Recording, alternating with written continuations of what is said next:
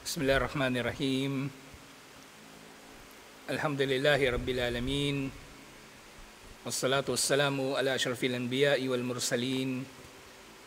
Nabiyina Muhammadin wa ala alihi wa sahbihi ajmain. Assalamualaikum warahmatullahi wabarakatuh.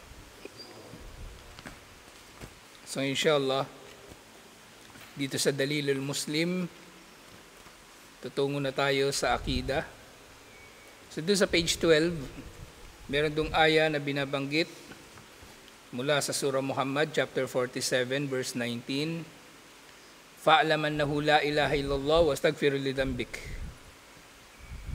Marapat mong malaman na walang Diyos na marapat sambahin liban kay Allah at tumingin ka ng tawad sa iyong mga kasalanan. So ngayon, ang tauhid dito hanggang page 33. Mula dito sa 14. So, konti lang yung nakalagay dito, pero meron mga exam, written exam, kukunin din natin yan inshallah. At syempre, tatalakayin natin ito sa abot ng ating makakaya, kung ano yung kaya sa oras, inshallah. So, doon sa page 14, Tauhidur Rububiyyah.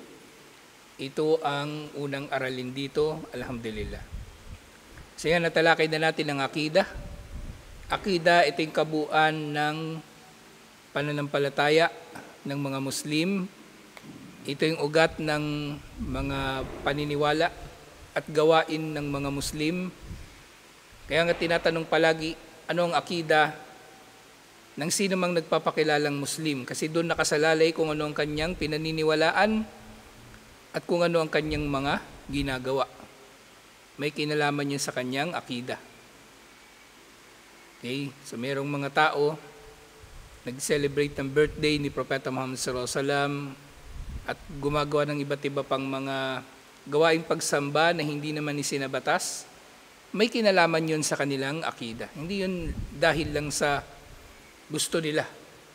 May kinalaman yun sa kanilang akida. At ang akida, nanggaling nga ito sa salitang, anong salita yun? Akada o akad, itinali, o kaya ay akad, kasunduan o tali. Yun ang pinanggalingan niya. Dahil ang tao ay nakasalalay o nakatali sa kanyang akida. Nakatali ang kanyang paniniwala at mga gawain sa kanyang akida. At ang akida, maaari natin maunawaan na ito ay kasing kahulugan din ng iman. Kung ano merong iman, meron ng tao. At sa akida, tinatawag natin ang ating mga sarili bilang mga Muslim upang maihiwalay tayo sa kuffar. Tinatawag natin ang ating mga sarili bilang Ahlus Sunnah para maihiwalay tayo sa mga ligaw na sekta na nagpapakilalang Muslim. At tinatawag natin ang ating mga sarili bilang Salafi upang maihiwalay natin ang ating mga sarili mula sa mga ligaw na sekta na nagpapakilala rin na Ahlus Sunnah. Okay? So, ang pagiging Salafi, hindi lang ito sa manhaj, sa mga gawaing pagsamba, ito ay akida rin, kumbaga na may tuturing. May tuturing din dito na akida. Katulad ng kung paanong may tuturing ang pagiging Ahlus Sunnah, katulad ng kung paanong may tuturing na akida ang pagiging Muslim. Lahat yun ay may tuturing na akida. So, yung Tauhidur Rububiyyah, yung unang aralin, Tauhidur Rububiyyah. Sasabi, 1 oras daw itatagal nito, pero baka lalampas pa tayo sa 1 oras, inshallah. Kasi tatalakayin natin ito ng malalim, inshallah.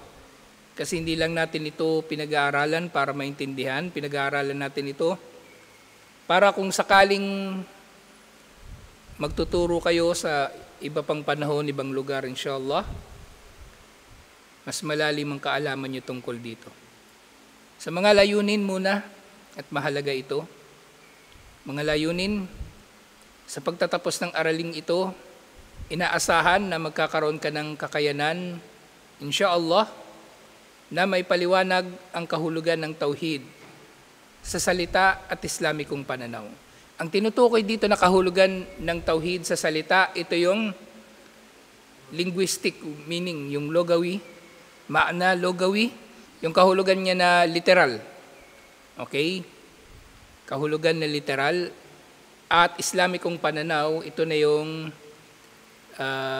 istilah, ito na yung kumbaga technical na pananaw sa kahulugan nito o sa meaning ng salitang ito. Ito nga, yung Tauhid ar-Rububiyyah. Sumunod na layunin, pag-usapan ng kahalagahan ng Tauhid o matalakay ang kahalagahan ng Tauhid. Dahil kung di mauunawaan ng tao ang kahalagahan ng anumang bagay, hindi nga niya ito pahalagahan. Okay? Wala lang. Wala lang para sa kanya. Salah, zakah, iman, akida, tauhid. Kung hindi niya naintindihan ang kahalagahan ng mga ito, hindi niya ito pahalagahan. Okay? Katulad ng hayop. Yung hayop, bigyan mo yan ng diamante, bigyan mo yan ng perlas, bigyan mo yan ng ginto. Wala siyang pakialam dyan. Hindi niya alam ang halaga ng mga yan. Kaya mayroong kasabihan, di ba? Don't give pearls to swine. Huwag ka magbibigay ng perlas sa baboy. Kakainin niya lang yun. O mayroon minsang fable, yung kwento. Alam niyo yung fable? Pabula. Alam niyo yun? Oh, pag sinabing fable, kwento siya na may moral lesson pero ang mga bida, ang mga karakter ay hayop. Okay? So merong fable si Aesop, yung nung una pang panahon sa Greece. Meron daw manok na kahig ng kahig sa lupa at nakakain siya ng brilyante. Kinain niya yung brilyante, wala siyang pakialam dun kung ano ba yun. Pero yung tao, yun nga na nakakaunawa sa kahalagahan ng tauhid, inshallah, pahalagahan niya ito. At magagamit niya, may sasabuhay niya, inshallah. Sumunod na layunin, maunawaan ang tatlong uri ng tauhid. Maunawaan na ang ibig sabihin ng pagkakaunawa dito, hindi lang yung makabisado. Kapag sinabi mo na nauunawaan mo ang isang bagay, ay nauunawaan mo ang iba't ibang mga aspeto nito, at higit sa lahat, kaya mo itong ipaliwanag. Kaya mo itong ipaliwanag at kaya mo itong isabuhay. So sa ganung paraan, matutukoy kung nauunawaan ba talaga ng tao ang isang bagay. Na isasabuhay mo ito at naipapaliwanag. Hindi lang sa pagkakabisado. Okay? Kailangan na isasabuhay mo ito at naipapaliwanag. Kung maaaring minsan, nahihirapan yung tao magpaliwanag. May taong ganun eh. Marunong siya sa isang bagay, pero hindi niya maipaliwanag masyado, hindi siya marunong magturo. Pero may kita mong naisa sa buhay niya. Halimbawa ako, kung sa Arabic, sa totoo lang, hindi ako masyadong marunong magturo. Feeling ko hindi ako marunong magturo. Kasi hindi kayo natututo eh.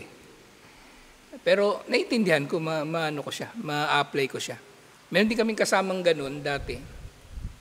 Talagang marunong siya. Pero pag yung ipapaliwanag niya isang bagay, hindi mo maintindihan eh. Kasi hindi siya marunong mag-articulate, hindi siya marunong magturo. Sabi nga, ang isang bagay ay naiintindihan, either kaya mo itong ituro at pero unang-una kaya mo itong i-practice, inshallah. Hindi kasi lahat ng tao ay mayroong kakayanan na magsalita. Kaya nga, yung natalakay natin nung nakaraan, yung ungrading na mayroong mga tao na nagsasuggest na baguhin yung sistema ng edukasyon na meron ngayon sa buong mundo na rigid masyado at parang ang halaga na lang ng tao ay nasa grade niya sa pag-aaral o kung matatapos ba niya yung kolehiyo. Yun yung lipunan natin ngayon eh. So sinasabi nga nila kasi hindi lahat ng tao kaya nilang ma-express yung kanilang talino sa kung ano yung nire-require ng eskwelahan na talino. Hindi lang naman yun ang talino eh. Marami pang ibang talino. Na kung halimbawa nga ngayon mabuhay si Leonardo da Vinci, baka hindi siya makapasa sa UP. Baka hindi siya makapasa sa Lasal. Kasi iba yung talino ni Da Vinci, iba yung talino na gusto ng Lasal. Kaya ngayon ang nangyayari, bakit stagnant ang political system sa iba't ibang mga bansa? Kasi isang klase ng tao lang yung umaangat eh. Yung ganun lang mag-isip, katulad ng kung anong merong values, meron yung mga kolehiyo natin, mga university, yun lang. Sila lang yung mga klase ng tao. Pero nung panahon ng mga sahaba, wala namang ganun eh. Wala namang si Omar bin Khattab, wala namang bachelors, wala naman yun. Hindi pa na-imbento noon yung ganung sistema ng edukasyon. Pero marami silang na-achieve. Hindi naman sila mga doktor o engineer o kung ano-ano, pero marami silang nakamit. Kung nakita niyo yun sa Muslim Spain, kasi Muslim dating Spain, bago siya naging Kastila. Ang ganda-ganda ng Muslim Spain. Kung sa Europe, Dark Ages, namamatay yung mga tao sa patayan, sa bubonic plague, yung Black Death nga na tinatawag, at kung ano-anong dahilan, yung mga bahay nila walang CR, yung mga kastilyo nila lalong-lalo na. Yung mga yung mga royal blood nila, nagpapabango na lang para mabango. Pero zero hygiene talaga sila halos. Pero ang Muslim Spain, iba. Kung ano yung meron tayo ngayon na plumbing, kung ano meron tayo ngayon na sewerage system, meron na sila noong panahon na yun. Hindi naman mga engineer. Kasi naging malaya yung mga tao na ma-express yung kanilang talino. Ngayon, lahat na lang kailangan may bachelor's degree. Salesman, kailangan graduate ng 4-year course.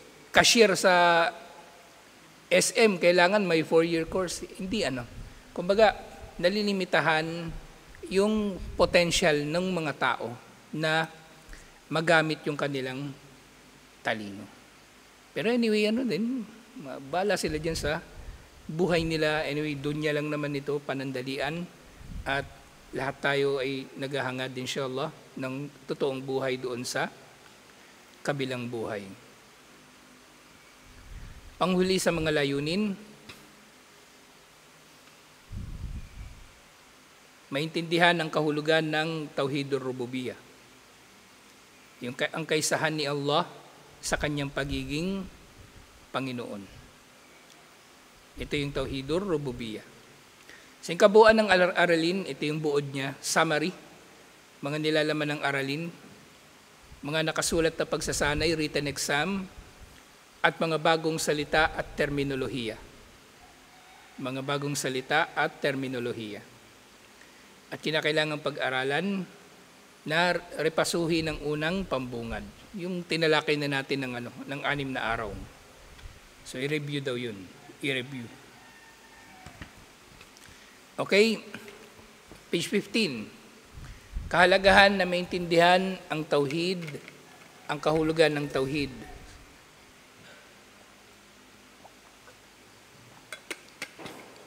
Sa tauhid nga, galing ito sa salitang wahada yuwahidu. Wahada, ibig sabihin, ginawa niyang isa. O pwede rin para mas madaling kumbaga sa context, magkaroon tayo ng physical na example, to unite. He united. Kumbaga pinag-isa niya, iba-ibang mga grupo ng tao, pinag-isa niya. Wahada, ang tawag doon. Wahada yuwahidu, ginawa niyang isa. Ni-unite niya yung mga tao. At dito sa tauhid, bakit siya tinawag na tauhid?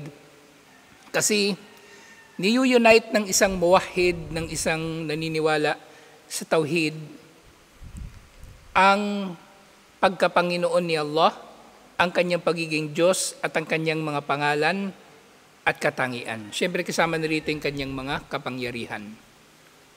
Kasi sa kuffar, technically, marami sila iba-ibang Diyos.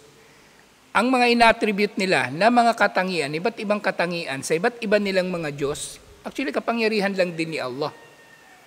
Kaya nga sa mga santo ng Katoliko, merong iba-ibang santo yung Katoliko, bawat isang santo na yon ay merong kapangyarihan.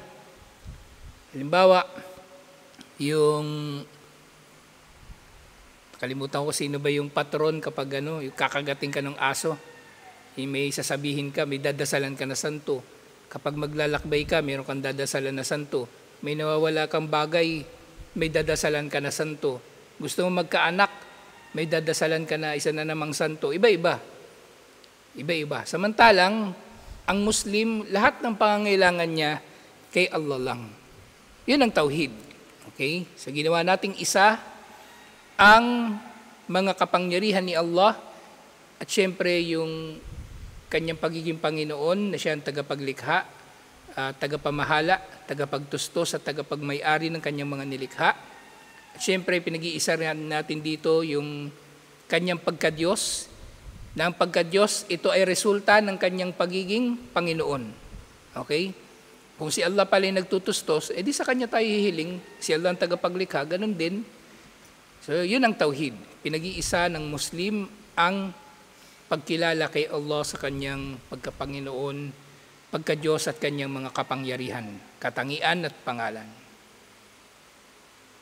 So dito, sa umpisa sa kahalagahan na maintindihan ng kahulugan ng tauhid, actually hadith ito, Buniyal Islam ala khamsin, itinatag ang Islam sa 5 haligi.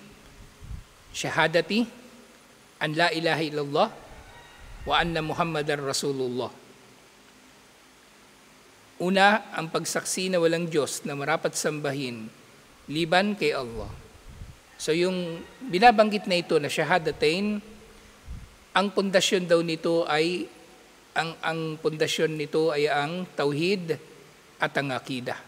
Okay? Ang akida. So dito sa asyhadu an la ilaha illallah wa anna Muhammadan Rasulullah wa asyhadu anna Muhammadan Rasulullah. Pareho itong akida.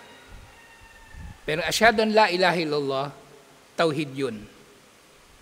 So nakita niyo na yung pinagkaiba ng akida at tauhid. Ang akida yung pangkalahatan ng pinaniniwalaan natin. Ang tauhid may kinalaman lang yun kay Allah. May kinalaman lang yun kay Allah. So gayon din, ang sala o pagdarasal, zaka, obligadong kawang gawa. Siyam, pag-ayuno, at ang hajj sa tahanan ni Allah. Sa unang haligi, ang unang haligi ang magdadala sa tao mula sa kawalang pananampalataya o kufur tungo sa pananampalataya o iman. At mula sa pagtatambal, shirk, tungo sa pagsuko sa kaisahan ni Allah, ang Islam. Okay, so dito, katulad na binabanggit natin palagi, ang pagpapakilala natin bilang Muslim ay para maihiwalay tayo mula sa mga kafir at musyrikin. So ganito rin yung nababanggit dito. At ganyan din, hindi lang pagpapakilala, syempre, literal na, umaalis tayo sa kufur at shirk sa pamagitan ng Islam at iman. Ito ang unang haligi ng iman. Ang tauhid ang unang haligi ng iman. Ano ba yung unang haligi ng iman? Paniniwala. Paniniwala kay Allah. Ba? Ano yung 4 na bahagi ng imanu billah? 4, di ba? Ano yung una?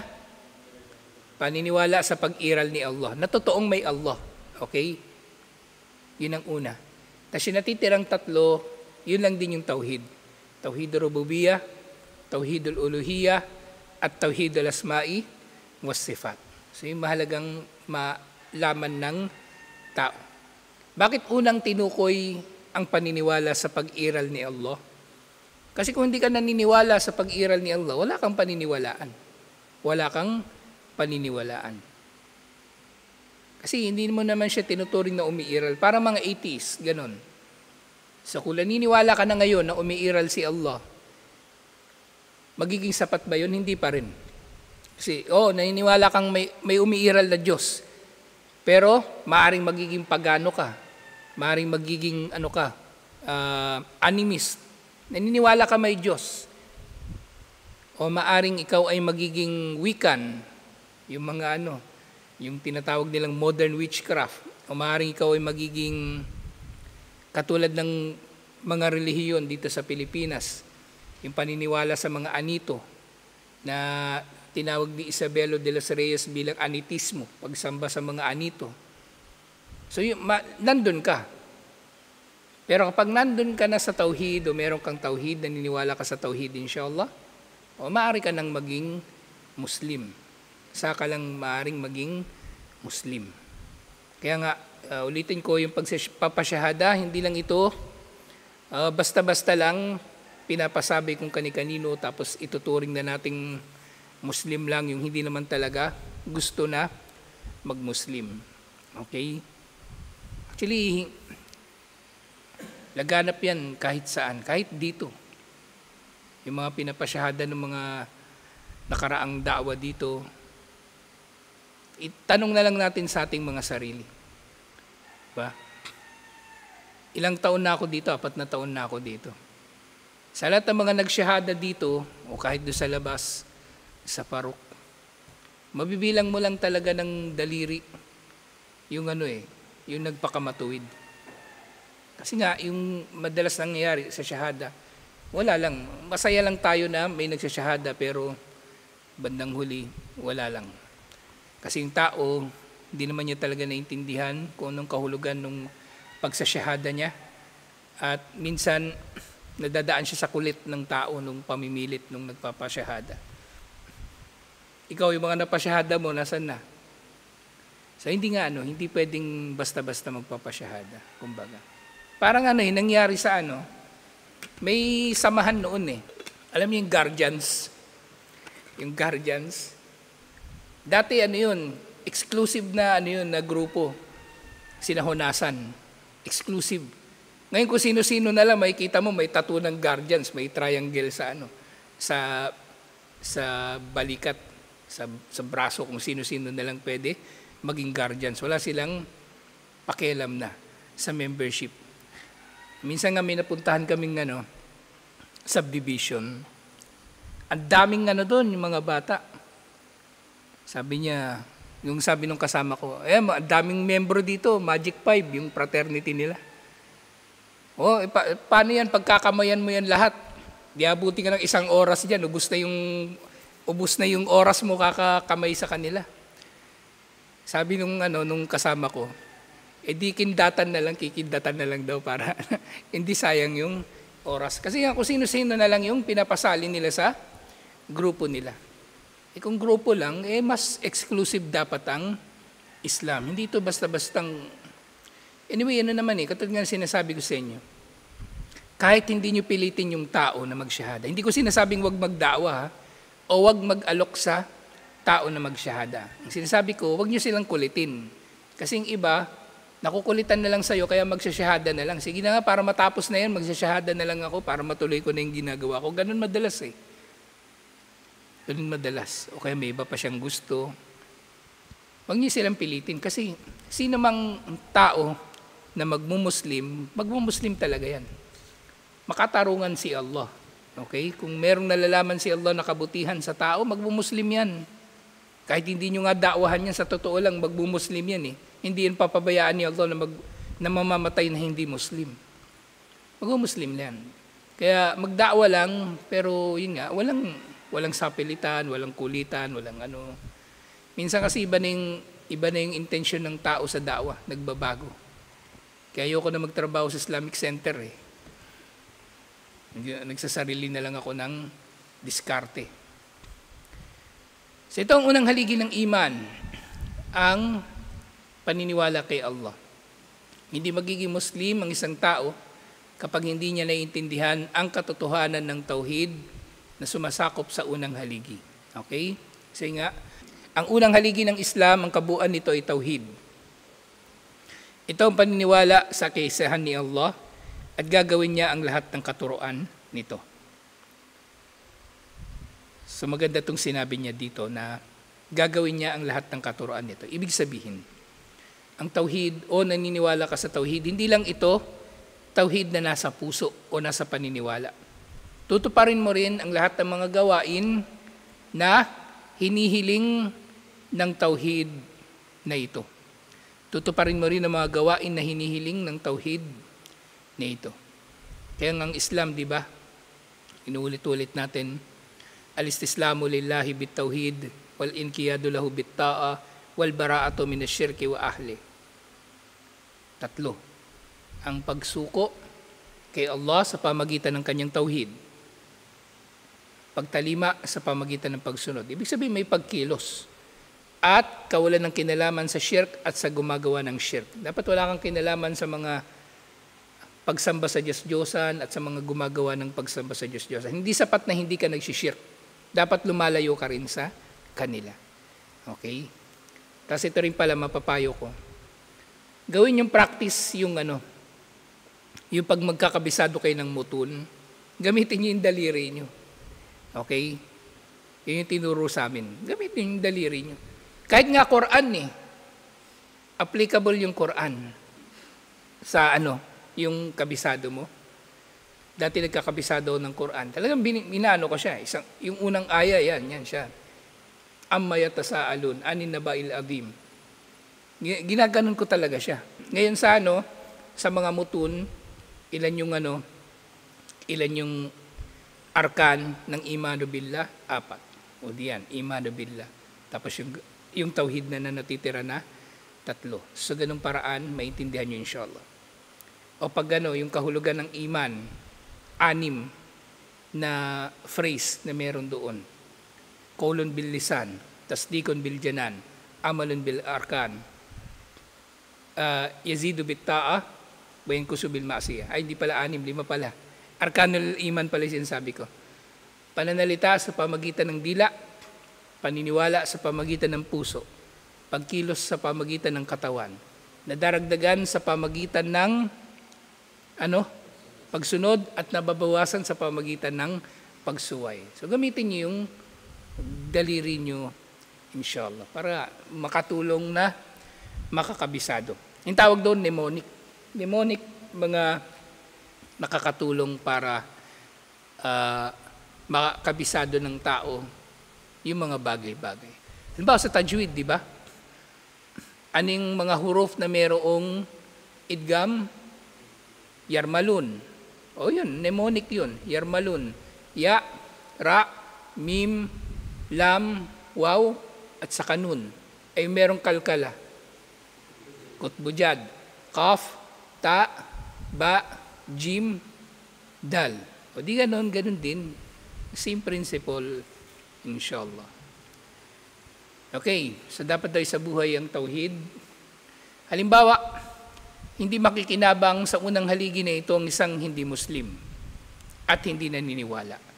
Okay? Kasi nga, hindi naman sila naniniwala unang-una sa pag-iral ni Allah sa kaso ng mga atheists. So maniniwala man sila sa pag-iral ni Allah, hindi naman sila naniniwala sa tauhid. So wala silang pakikinabangan dito. Hindi nila ito tatanggapin. Yung nga sabi dito, at hindi rin tatanggapin sa kanya ang pagsasagawa niya ng iba pang mga haligi. Ibig sabihin, kung may kafir na magsasala, kafir na magbabayad ng zakah, kafir na magpapasting, kafir na mag-hajj, walang reward, lahat yun. Okay? Kasi hindi niya nagawa yung basic, yung pangunahin na kondisyon. Yan nga halimbawa, hindi ka makakatungtong ng college kung hindi ka man lang nakatapos ng elementary. Okay? So, ganun. So, ito yung basic, yung pinag-uusapan natin. Pinakauna sa lahat, ang tauhid ni Allah. Actually, ngayon, di ba? Parang mandatory na yata yung kinder. Mandatory na yung kinder. Kasi dati, hindi ako nag-kinder, diretso ang grade 1. Hindi dati mandatory yung kinder. Pero ngayon, mandatory na. So hindi na may kinabang dito ang hindi Muslim at hindi tatanggapin ang kanyang mga ginawa. So katulad na sinabi ni Allah, "Walau asyaraku lahabita anhum ma kanu ya'malun." Kung magtatambal ang mga tao kay Allah, ay mawawalan ng saysay ang kanilang mga gawa. Hindi tatanggapin sa kanyang sala, zakah, siyam at iba pang mabuting gawain. Gayun din ang isang Muslim na hindi naniniwala sa idinudulot ng salitang tauhid o kalimatut tauhid, hindi nakaintindi sa kahulugan nito at hindi ginagawa ang mga katuruan nito. Okay? So dito, tinukoy, binigyang diin ng tauhid ay dapat pinaniniwalaan, inuunawa, at isinasabuhay. Okay? So hindi sapat na naniniwala ka sa tauhid. Hindi sapat na kabisado mo yung tauhid. dapat pinaniniwalaan mo ito at iyong isinasabuhay. So ganun din, parang iman. Qaulun bil lisan, tasdikun bil janan, wa amalun bil arkan. Pananalita ng dila, pinaniniwalaan ng puso at isinasabuhay ng katawan, kinikilos ng katawan. So wala siyang pakikinabangan dito dahil tunay na siya ay lumabas na sa nasasakupan ng Islam. So sino mang hindi naniniwala sa tauhid, hindi nakakaunawa sa tauhid at hindi nagsasabuhay ng tauhid, lumalabas sa Islam. Kahit pa anak siya ng Muslim, nanay tatay niya Muslim, tribo niya Muslim, yung bansa niya Muslim, walang saysay lahat yun sa kanya. Kaya hindi niya mapapakinabangan ang pagsasagawa ng naiwan pang mga haligi ng Islam. So walang saysay ang pagsasagawa niya ng iba pang mga natitirang mga haligi ng Islam kung hindi niya naisabuhay ang unang rukun ng Islam, yung shahadatain, at yung unang haligi ng iman, yung paniniwala kay Allah. Ibig sabihin, pinakamahalaga yung iman o tauhid. Tapos pinakamahalaga yung sala. Kaya nga sa araw ng paghuhukom, inna awwal ma yuhasabu bihil abdu yawmal qiyamah as-sala. O kaya salatuhu. Ang unang hatulan sa mga gawain ng tao sa araw ng paghuhukom ay ang sala. Sa kanyang mga gawain, sala. Kapag pasado yung sala niya, sa kanilang titingnan yung iba pa niyang mga gawain. Okay? Na sinasabi, kahit kafir, tutuusin kung siya ba ay nagsala sa araw ng paghuhukom. Hindi sila exempted actually. Ang kafir, hindi sila exempted sa pagtutuos sa mga gawaing pagsamba na inobliga sa mga Muslim. Madadagdag yun sa kanilang pananagutan. Bukod doon sa kufur, na dahil doon ay papasok sila sa impyerno, madaragdag sa parusa sa kanila yung hindi nila pagsasala. Kasi technically, lahat ng tao obligado mag-Muslim, di ba? At kapag nag-Muslim ka, obligado ka nang magsala. Pero hindi nito ibig sabihin na ang hindi nag-Muslim, hindi sila obligado magsala. Obligado pa rin silang magsala. Hindi lang sila talaga nag-Muslim. Kaya nga doon sa Quran, itatanong sa kanila, masalakakum fi sakar, ano ang dahilan at itinapon kayo sa sakar, sa impyerno, isa sa mga pangalan ng impyerno. Qalu lam nakum minal musallin. Hindi kami naging kabilang sa mga nagsasala. So itatapon sila doon sa impyerno dahil sa kufur at shirk unang-una, pero idaragdag sa kanila, sa kanilang parusa, yung hindi nila pagsasala. So ganun din yung zaka, di ba pangatlo, narukon yung zaka.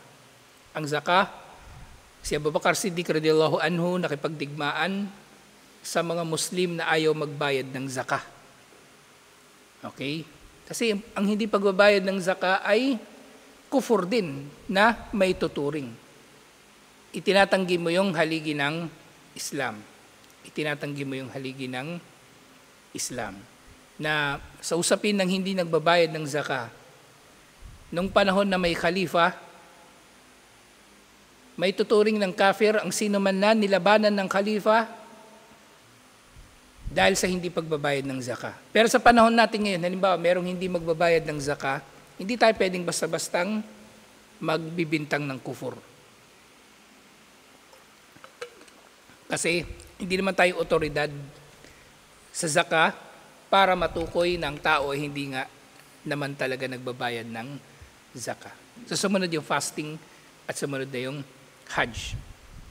Bakit huling-huli binabanggit yung Hajj? Kasi yung Hajj may kondisyon na mabigat. Manistata'a ilayhi sabila. Para lang ito doon sa mga may kakayanan na tumungo doon. Merong sapat na lakas, merong sapat na yaman para mag-Hajj. At bihira ang Muslim na mayroong ganitong kakayanan. Bihira. So hindi lang pera yung kailangan mo para mag-Hajj, kailangan mo rin ng malusog na pangangatawan. Kaya sa Hajj, kailangan mo doon maglakad ng malayo, o abutan ka pa ng tulakan, abutan ka ng init, abutan ka ng ulan, abutan ka ng lamig, at iba't iba pa. So, yung Hajj ay huling nabanggit dahil ito ay, kumbaga, merong mabigat na kinukondisyon, yung merong kakayanan ng tao na tumungo doon sa Hajj. So ito yung kahalagahan ng tauhid. Alhamdulillah. So bukas tatalakayin natin itong kahulugan ng tauhid, inshallah. At